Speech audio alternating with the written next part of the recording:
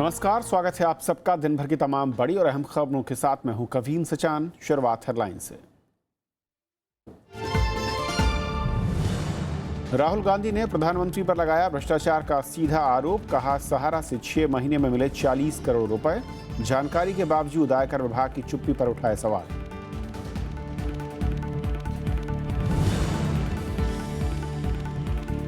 BJP का जवाब। कहा, गंगा के समान पवित्र हैं प्रधानमंत्री। राहुल गांधी के बयान को बताया झूठ और शर्मनाक।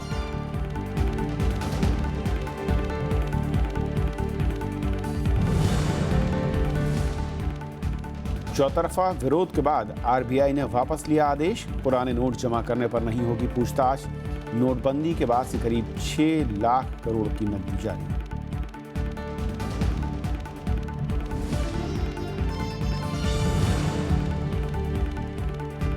तमिलनाडु के मुख्य सचिव के बेटे और रिश्तेदारों पर छापे। 18 लाख के नए नोट और 2 किलो सोना बरामद। विपक्ष का लोकतांत्रिक ढांचे को नुकसान पहुंचाने का आरोप।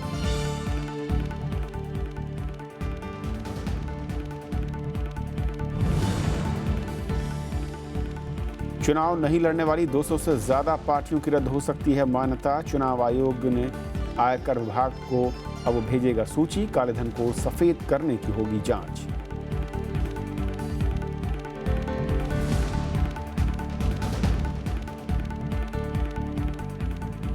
और आइए देखते हैं पहली खबर।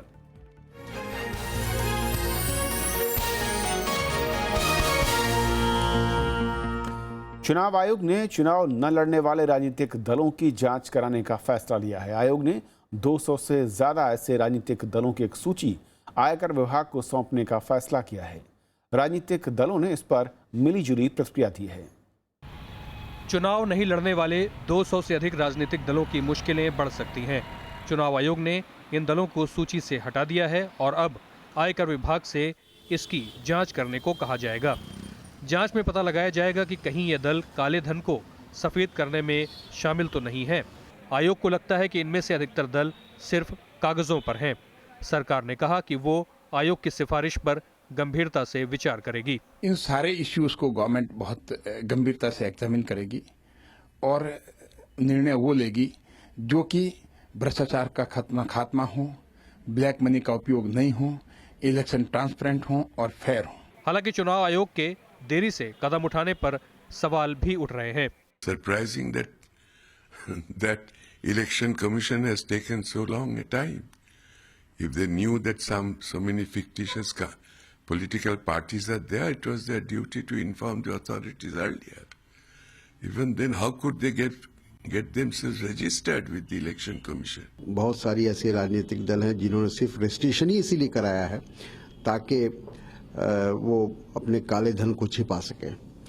तो ये काम सरकार को और चुनाव आयोग को बहुत पहले करना चाहिए था। कांग्रेस ने इस फैसले का स्वागत किया है और कहा कि सभी राजनीतिक दलों को चुनाव आयोग का सहयोग करना चाहिए। We are all for all the steps that will be taken towards electoral reforms, and we welcome all steps being taken by the Election Commission, and we do hope that there would be a consensus with all political parties supporting the Election Commission. दरअसल चुनाव आयोग के पास राजनीतिक दलों के पंजीकरण का तो अधिकार है, लेकिन वो किसी पार्टी का पंजीकरण रद्द नहीं कर सकता। आयोग की ये मांग कानून मंत्रालय के पास लंबित है। देश में 1780 से अधिक पंजीकृत लेकिन गैर मान्यता प्राप्त राजनीतिक दल हैं। वहीं 7 राष्ट्रीय दल और 58 राज्य आधारित पार्टियां हैं। इससे पहले आयोग सीटें नहीं जीतने वाले राजनीतिक दलों को आयकर में छूट नहीं देने और 2000 रुपए से अधिक के गुप्त चंदे को खत्म करने की सिफारिशें कर चुका है। Bureau report, Rajya Sabha TV. असल में जिस तरीके से काले को सफेद करने का खेल चला, उसमें यह माना गया कि राजनीतिक दल एक बड़ा टूल, एक जरिया है। और देश में करीब 200 से ऐसे ज्यादा राजनीतिक दल हैं जिन्होंने पिछले 10 सालों में कोई भी चुनाव नहीं लड़ा, लेकिन वो चुनाव आयोग में रजिस्टर्ड हैं। और रजिस्ट्रेशन के साथ ही उन्हें एक विशेष कवच मिल जाता है कि वो 2000 से कम के चंदे के तौर पर रकम लेते हैं, जिसका ब्यौरा सार्वजनिक करने की जरूरत नहीं होती है। और इसी प्रावधान के जरिए काले धन को सफेद करने के लिए इन दलों का इस्तेमाल हो सकता है या होता रहा हो, इस तरह की आशंका है। एसवाई कुरैशी हमारे साथ हैं, former chief election commissioner. Qureshi sir, बहुत बहुत स्वागत है आपका। सर, असल में 10 साल से ज़्यादा करीब हो चुका और करीब 200 की आसपास जो जानकारी मिल रही है, ऐसे दल हैं जो चुनाव मैदान में उतरे ही नहीं। जो एक आशंका है, क्या वाकई वो सच साबित होती दिखती है कि असल में इनका मकसद लोकतांत्रिक प्रक्रिया में हिस्सा न लेना नहीं, बल्कि साफ तौर पर कुछ और मकसद है, या फिर काले धन को सफेद या दूसरे जो इंस्ट्रूमेंट के तौर पर इस्तेमाल होते रहे हैं? जी बिल्कुल, अगर ये इन्होंने 10-15 साल में कोई एक्टिविटी नहीं की, पॉलिटिकल एक्टिविटी, और फंड कलेक्शन पूरी की, इनकम टैक्स के बेनिफिट लिए, तो इनकी जेन्युइननेस पे शुबा होना ही होना है। और अभी तो इन्होंने इलेक्शन कमीशन ने 200 ऐसी पार्टीज आइडेंटिफाई की हैं, लेकिन मुझे मालूम है कि 1800-1900 के से ज़्यादा पार्टीज हैं। 400-450 पार्टीज हैं जो पिछले 10-15 साल में कैंडिडेट खड़े करते रही हैं, बाकी नहीं करते रही हैं। इसका मतलब नहीं कि सारी बोगस हैं, कुछ ऐसी हैं जो रिडंडेंट हो गई कि एक ज़माने में एक्टिव थी, बाद में उनके आहिस्ता आहिस्ता वो ठंडी पड़ गई, इसलिए उनको एक साथ नहीं गिना जा सकता। लेकिन जो बिल्कुल बोगस कार्रवाई के लिए हैं, उनको आइडेंटिफाई करके और उनको डी रजिस्टर करना तो बहुत ज़रूरी है। और क्या जो एक मैं कहूं कि आशंका कई लोगों की ओर से आई, कई दलों ने कहा कि चुनाव आयोग के पास एक हथियार था, लेकिन ये जो कदम अब उठाया जा रहा है, ये काफ़ी देरी के बाद उठाया गया है। नहीं, ये बिल्कुल गलत है। हमारे पास हथियार नहीं था। ये केस सुप्रीम कोर्ट तक गया था। सुप्रीम कोर्ट ने अपनी जजमेंट में कहा कि रजिस्टर करने की पावर का मतलब ये नहीं कि ऑटोमेटिकली डी रजिस्टर करने की पावर भी है, और उन्होंने कहा कि इसको एक्ट में लाना चाहिए, specific power to deregister होनी चाहिए। और 15-20 साल से हम सरकार को लिख लिख के थक गए कि भाई ये पावर हमको दे दो। हालांकि इसमें किसी पार्टी को आपत्ति होनी नहीं चाहिए थी, लेकिन उनकी सुस्ती है, लापरवाही है, जिसकी वजह से उन्होंने उस पर ध्यान ही नहीं दिया, और आज ये नौबत आ गई। तो क्या सर एक जो बड़ी मांग रही है, और क्योंकि आप बेहतर बता पाएंगे, आपने चुनाव आयोग को लंबे अरसे तक देखा है, करीब से समझा परखा है, दलों की जो मंशा है और जो उनकी मैं कहूँ कि प्रक्रियाएं रही हैं, असल में जो 2000 से कम का जो एक प्रावधान मिला हुआ है कि उससे कम का चंदा है जिसकी जानकारी सार्वजनिक नहीं करनी होती है, ये एक ऐसा रूट है, एक ऐसा छोटा सा पतला सा सकरा सा गलियारा है जो कि स्वर्ग बनाता है काले कारनामों के लिए, काले धन को सफेद करने के लिए, और जहां पर एक बड़ी मैं कहूं कि आशंका यह भी है कि वहीं पर काला का सफेद किया जाता है। जी बिल्कुल, आप ठीक कह रहे हैं, क्योंकि ये भी हमारा बहुत पुराना एक इशू चला आ रहा है कि आप 20,000 से ऊपर का तो चेक से ट्रांजैक्शन होती है, उसके तो डिटेल पार्टीज को देनी ही पड़ती है, वो देते हैं। और लेकिन 20,000 से नीचे की है, उसका वो कैश कलेक्शन दिखाते हैं कि जी डब्बे में लोग डाल गए, हम क्या करें, उसका कोई हिसाब नहीं। और 80% या 80% ये डोनेशन कैश डोनेशन दिखाते हैं। अब वो कहाँ से आया, किस क्रिमिनल माफिया का था, क्राइम माफिया का था, ड्रग माफिया का थी पैसा, रियल एस्टेट के थे, फॉरेन मनी थी, कुछ पता ही नहीं। तो और इसका अमाउंट अगर 20-20 हज़ार में आपको लगता है छोटा, लेकिन सारी पार्टीज मिलके 5 साल में जो दिखाती हैं कुछ 4,000 करोड़ के करीब इकट्ठा किया हुआ दिखाते हैं। उसमें से 80% तो हो गया 3,000 सवा 3,000 करोड़, 3,000 करोड़ रुपए कैश ये बात कर रहे हैं जिसकी सोर्स पता नहीं। बिल्कुल। ऐसी सूरत में वो 20,000 का लूप होल को चेंज करके 2,000 करना इलेक्शन कमीशन की रिकमेंडेशन अच्छी है, लेकिन मैं कदम और आगे जाना चाहूंगा कि आज के माहौल में जब हम रिक्शा वाले और सब्जी वाले से कहते हैं कि छोटी छोटी ट्रांजैक्शन भी कैशलेस करो, उसके बाद इसमें 2 किस्म के रूल बनाना उचित नहीं होगा और ये जनता को भी अच्छा नहीं लगेगा। तो अक्रॉस द बोर्ड सारी ट्रांजैक्शन आप ट्रांसपेरेंट कर दीजिए। एक आखिरी सवाल सर इससे पहले, क्योंकि कई बार जानकारी मिली कि इलेक्शन कमीशन ने सरकार को भेजा कि इस 2000 के लूप को ख़त्म किया जाए, सिफारिश की कि इसे ख़त्म होना चाहिए, किस तरीके से रिएक्शन रहा है? जवाब ही नहीं आता कि और जनरली ये कह देते हैं कि कंसेंसस नहीं हो रहा। कंसेंसस अब ना किस चीज़ के कंसेंसस की बात हो रही है? कंसेंसस तो अब एक बहाना बन के रह गया है। ठीक है, जो ये हम लोग कहते हैं कि जी क्रिमिनल केसेस जिनके खिलाफ हैं उनको आप डिबार कर दीजिए, उस पर तो कंटेंशियस इश्यू हो सकता है, कंसेंसस की जरूरत हो सकती है। अगर सवाल ये हो कि क्या पॉलिटिकल पार्टीज को ईमानदार होना चाहिए, तो किस पार्टी की हिम्मत है कहेगी कि नहीं हमें ईमानदार नहीं बनना, हमें ईमानदार नहीं होना? कंसेंसस का क्या मतलब है? सरकार के पास मेजोरिटी होती है, कर देना चाहिए। और इस मौजूदा सरकार के पास तो और भी बड़ी अच्छी मेजोरिटी है। मुझे लगता है कि शायद वक्त आ ही गया है रिफॉर्म का। बिल्कुल कृष्णा, आपने बहुत अहम बात की कि जब हम ई ट्रांजेक्शन की बात कर रहे हैं और सरकार कह रही है कि 10, 20, 50 रुपए तक का ट्रांजेक्शन आप ई भुगतान के जरिए कीजिए, तो फिर राजनीतिक दलों के लिए अनिवार्य क्यों नहीं हो रहा कि अगर 1 रुपए का भी चंदा है वो ई भुगतान के जरिए होना चाहिए। बहुत बहुत शुक्रिया सर इस पूरे मसले पर हमारे साथ जुड़ने के लिए। और ये थी हमारी पहली खबर। छोटा सा ब्रेक और ब्रेक के उस पार दिन भर की दूसरी बड़ी खबरें।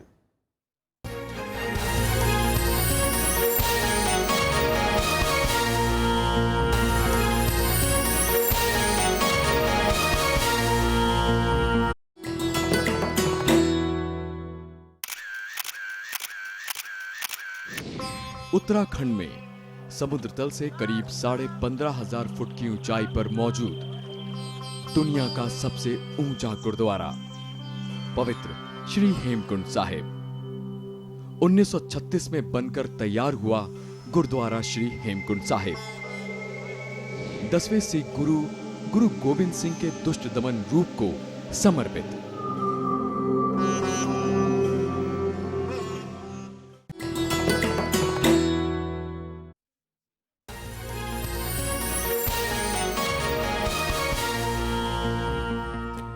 कांग्रेस उपाध्यक्ष राहुल गांधी ने आज मेहसाणा में रैली कर प्रधानमंत्री नरेंद्र मोदी पर सीधा हमला बोला। उन्होंने प्रधानमंत्री के खिलाफ भ्रष्टाचार के मामले की जांच की मांग की। राहुल ने कहा कि नोटबंदी से गरीबों को निशाना बनाया गया है। मेहसाणा की रैली में कांग्रेस उपाध्यक्ष राहुल गांधी ने प्रधानमंत्री नरेंद्र मोदी पर गंभीर आरोप लगाए। उन्होंने आयकर विभाग का हवाला देते हुए कहा कि सहारा इंडिया ने प्रधानमंत्री को 6 महीने के भीतर 40 करोड़ रुपए दिए थे। 12 नवंबर 2013 5 करोड़ रुपया नरेंद्र मोदी जी को दिया गया। 27 नवंबर 2013 2.5 करोड़ रुपया नरेंद्र मोदी जी को दिया गया। 29 नवंबर 2013 5 करोड़ रुपया नरेंद्र मोदी जी को दिया गया। ये सब रिकॉर्ड में है, इनकम टैक्स के पास ये रिकॉर्ड है।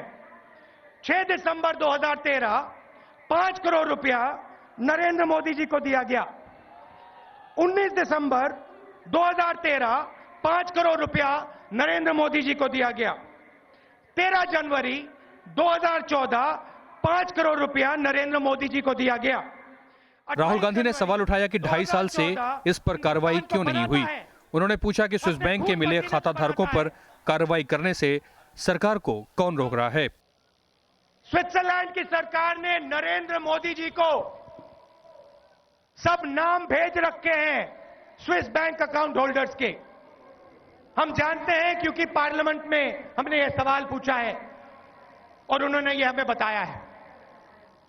नरेंद्र मोदी जी, आपके पास वो लिस्ट है, उन चोरों के नाम आपके पास हैं, वो नाम आपने पार्लियामेंट में रखे क्यों नहीं? राहुल गांधी ने नोटबंदी को लेकर फिर से निशाना साधा और कहा कि नोटबंदी का कदम भ्रष्टाचार और कालाधन खत्म करने के लिए नहीं बल्कि गरीब लोगों को परेशान करने के लिए है। Bureau report, Rajya Sabha TV. Congress उपाध्यक्ष के प्रधानमंत्री पर भ्रष्टाचार के आरोपों के जवाब में बीजेपी ने कहा है कि राहुल गांधी लगातार चुनावी हार की हताशा में बेबुनियाद आरोप लगा रहे हैं।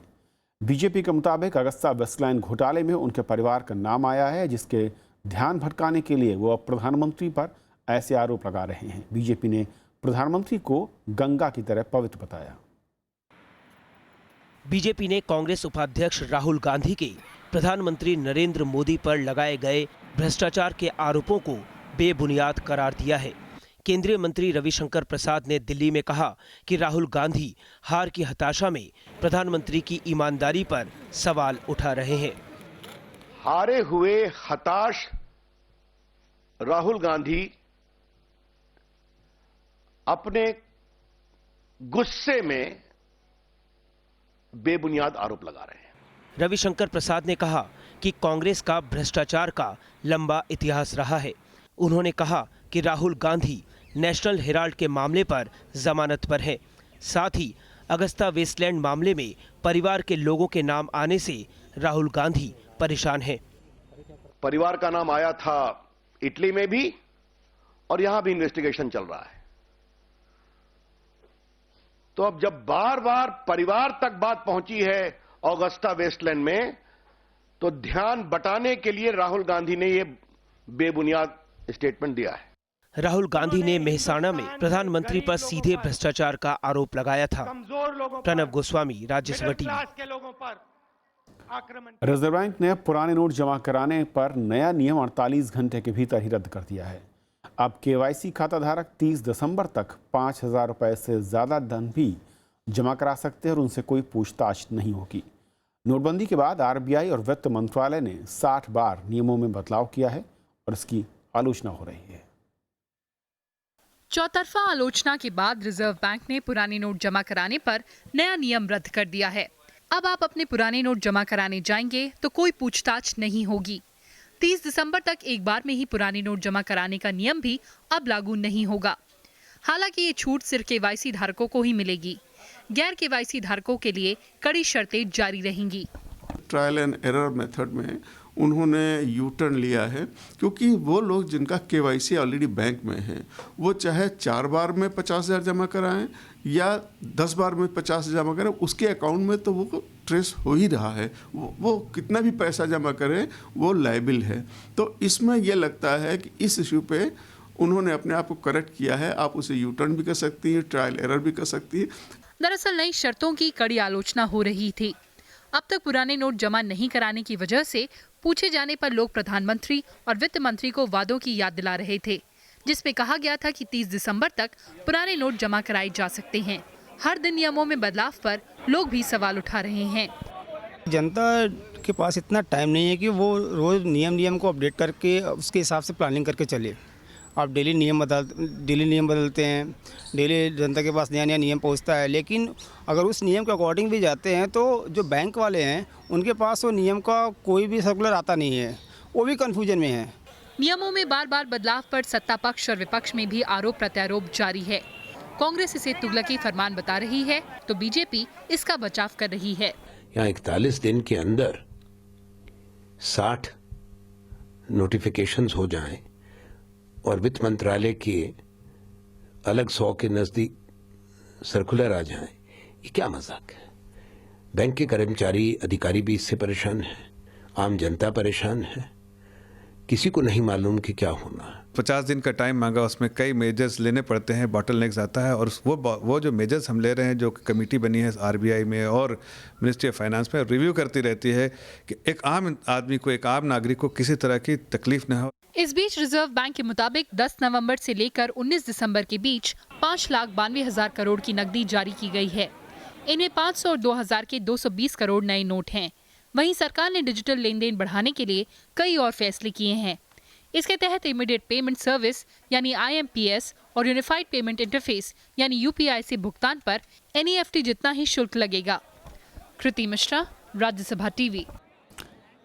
रिजर्व बैंक ने विदेशी मुद्रा प्रबंधन कानून यानी फेमा का उल्लंघन करने के आरोप में 5 विदेशी बैंकों पर जुर्माना लगाया है, जिनमें standard chartered bank, Dutch bank, bank of America, bank of Tokyo Mitsubishi और रॉयल बैंक ऑफ स्कॉटलैंड शामिल हैं। डच बैंक को करीब $295 का जुर्माना देना होगा, बाकी बैंकों को $147 चुकाने होंगे।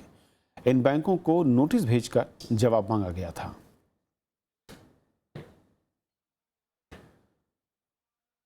चेन्नई में तमिलनाडु के मुख्य सचिव रामा मोहन राव और उनके परिजनों पर छापे पड़े हैं। छापों में 18 लाख रुपए के नए नोट और 2 किलो सोना बरामद किया गया। कांग्रेस ने इस मामले पर सरकार से बयान की मांग की, तो वहीं डीएमके ने कहा कि इससे राज्य की छवि को नुकसान पहुंचा है। तो सीबीआई ने कारोबारी शेखर रेड्डी को गिरफ्तार कर लिया है। आयकर अधिकारियों ने यहां से 131 करोड़ रुपए जब्त करने का दावा किया है। तमिलनाडु के मुख्य सचिव पी रामा मोहन राव का आवाज बुधवार को आयकर विभाग के निशाने पर रहा। आयकर विभाग ने रामा मोहन राव के बेटे और दूसरे संबंधियों के खिलाफ कर चोरी मामले में जांच के लिए 1 दर्जन से ज्यादा जगहों पर छापेमारी की। छापेमारी सुबह तड़के 6 बजे की गई। पी रामा मोहन राव को इसी साल राज्य सरकार ने मुख्य सचिव नियुक्त किया है। कांग्रेस ने इस छापेमारी से जुड़ी जानकारी पर सरकार से बयान की मांग की है। हम इंतजार करेंगे कि छापे की सारी तफसील सामने आए और सरकार उस पर बयान दे ताकि हम तफसील से टिप्पणी करें। पश्चिम बंगाल की मुख्यमंत्री ममता बनर्जी ने भी इस छापेमारी की आलोचना की है। उन्होंने कहा है कि केंद्रीय एजेंसियों की ओर से की जाने वाली ऐसी अनैतिक और बदले की कार्रवाई शीर्ष लोक सेवक की साख को कम करती है। दूसरी तरफ राज्य में विपक्षी दल डीएमके ने सचिव रामा मोहन राव के घर पर आयकर विभाग के छापे को तमिलनाडु के लिए शर्मनाक और राज्य का अपमान बताया है। Embarrassment, huge embarrassment to the state of Tamil Nadu and a shame on the state of Tamil Nadu. The top bureaucrat is being raided by the IT department. नोटबंदी के बाद अब तक आयकर विभाग ने 3,185 करोड़ रुपए की आघोषित आय का पता लगाया है, जिसमें 428 करोड़ नकदी के अलावा आभूषण बरामद किए गए हैं। वहीं अलग अलग छापेमारी में 86 करोड़ रुपए के नए नोट बरामद किए गए हैं। Bureau report, Rajya Sabha TV. Paytm से जुड़ा डिजिटल धोखाधड़ी का मामला फिर से सामने आया है। पेटीएम ने आरोप लगाया कि 7 ग्राहकों ने फर्जीवाड़ा कर 3,21,000 का चूना लगाया है। सीबीआई ने इन मामलों में 7 लोगों और पेटीएम के अज्ञात कर्मियों के खिलाफ केस दर्ज किया है। कंपनी का दावा है कि 7 लोगों ने 2 साल के भीतर 37 ऑर्डर्स के जरिए धोखाधड़ी की। कुछ दिन पहले भी पेटीएम ने 15 ग्राहकों के ऊपर 6,15,000 रुपए के चूना लगाने का मामला दर्ज कराया था। इन मामलों की जांच भी सीबीआई कर रही है। इन मामलों में पेटीएम ने आरोप लगाया था कि मार्च 2014 से अप्रैल 2016 के बीच सामान रिफंड करने और रिटर्न की पॉलिसी का फायदा उठाते हुए उसे 6.15 लाख का चूना लगा। इन 48 मामलों में देखा गया कि ग्राहकों को सामान मिल गया, इसके बावजूद उन्हें रिफंड किया गया। कैबिनेट ने आज वेतन भुगतान कानून 1936 में संशोधन के लिए एक अध्यादेश को मंजूरी दी। पीटीआई के मुताबिक इसमें तय उद्योगों में वेतन और मजदूरी ऑनलाइन या चेक से दे सकते हैं। हालांकि इसमें नकद भुगतान का विकल्प भी है। ये बिल लोकसभा के शीतकालीन सत्र में अवरोध के बीच पेश किया गया था। ये कानून 1936 में बना था। 1975 में इसमें संशोधन कर चेक या सीधे खाते में भुगतान की धारा जोड़ी गई थी। फिलहाल ये कानून ऐसे कर्मचारियों के लिए है जिनका वेतन 18,000 रुपये से ज़्यादा नहीं है। कांग्रेस ने आरोप लगाया है कि अध्यादेश में नया कुछ भी नहीं। All the trade unions, they were demanding the wages of the employees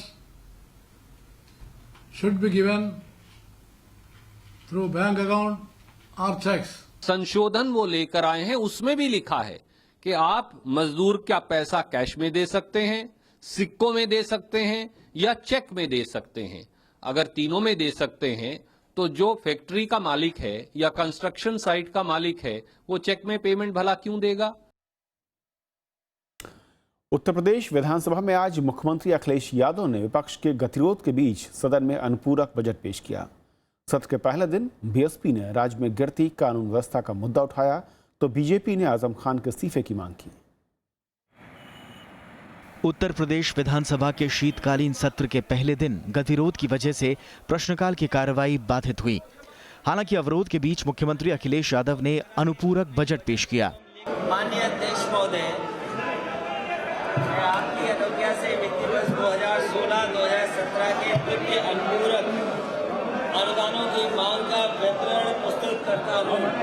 सत्र शुरू होते ही बीजेपी ने बुलंदशहर मामले में आजम खान के विवादास्पद बयान को लेकर इस्तीफे की मांग की। वहीं बीएसपी ने राज्य में गिरती कानून व्यवस्था का मुद्दा उठाया। बीजेपी और बीएसपी विधायकों के वेल में आने की वजह से सदन की कार्यवाही बाधित हुई। सुप्रीम कोर्ट ने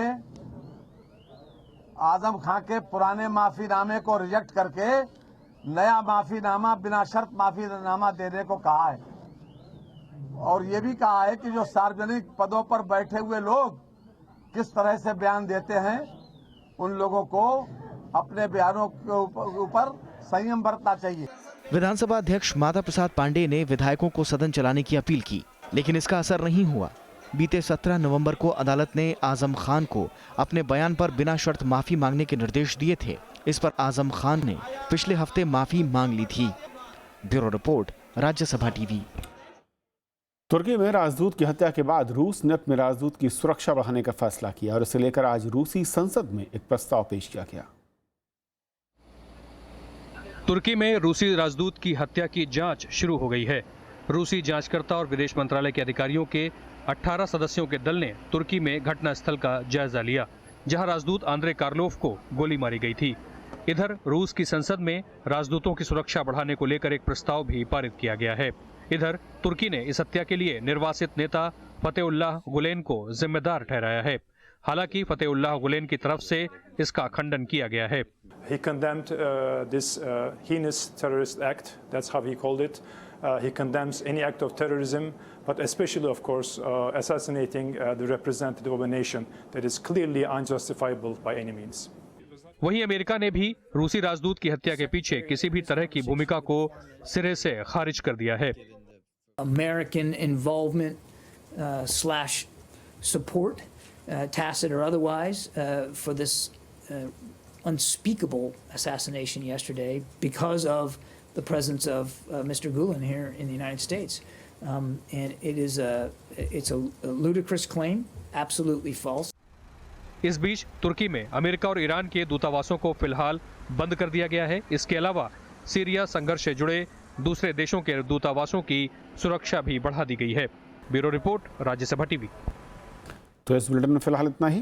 नमस्कार।